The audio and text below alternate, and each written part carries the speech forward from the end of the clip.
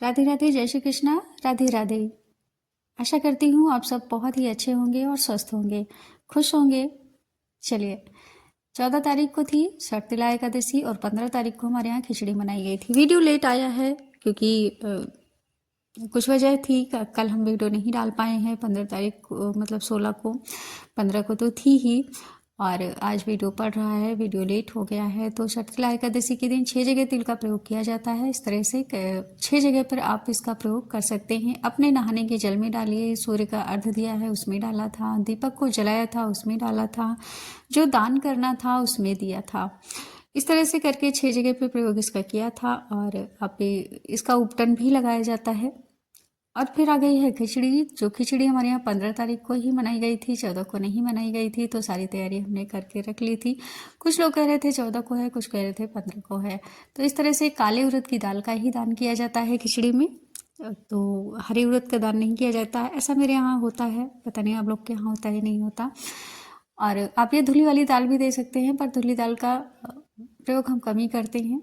तो इस तरह से ये हो गया। नींबू का दान जरूर किया जाता है। इसका कहते हैं कि ये आता है मार्केट में, अच्छे से मिल जाता है, बहुत आसानी से मिल जाता है। इसके 2-4 दिन पहले से मिलता है। और ये हो गया है। कोई भी फल आप ले सकते हैं। और मैंने लिया था सेब, और साथ में लिया था घी का पैकेट, और लिया था पापड़। ये मूंग दाल का पापड़ है, और यही खाया जाता है ज़्यादा से ज़्यादा। खिचड़ी के साथ यही अच्छा लगता है। ये था मूली, कहते हैं मूली का दान इस समय किया जाता है। और ये है शकरकंदी, गंजी, स्वीट पोटैटो, और इसका नाम मुझे और ज़्यादा नहीं पता है, तो हम इसे गंजी बोलते हैं। हमारे यहाँ गंजी बोला जाता है। साथ में था ये मीठा वाला लड्डू।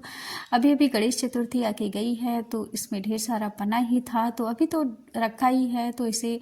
और तिल का दान जरूर किया जाता है। तो तिल कैसे दान करें, और गुड़ का दान भी किया जाता है। तो तिल कौन लेगा, गुड़ ऐसा होता है ना कि गुड़ भी ले लेते हैं लोग। और तिल का लड्डू अगर आप करेंगे तो वो ले लिया जाता है, नहीं तो जो है कहते हैं कि तिल का हम क्या करेंगे, तो इसलिए हमने तिल का लड्डू दिया है मीठे में।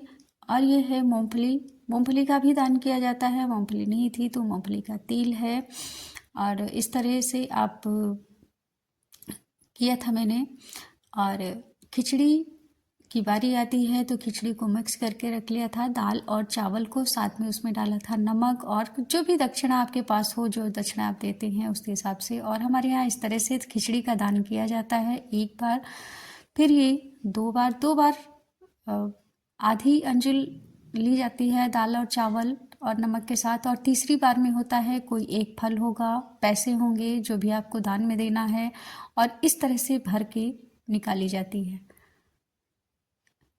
तो इसे खिचड़ी निकालना बोलते हैं। तो खिचड़ी दान के लिए है।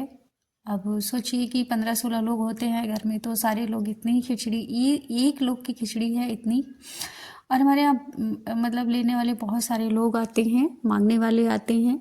तो बहुत सारे लोग आते हैं, मतलब आप ये समझिए कि ये भी एक एक 2-2 मुट्ठी ही आ पाती है, इतने सारे लोग आ जाते हैं, तो उनको भी दिया जाता है।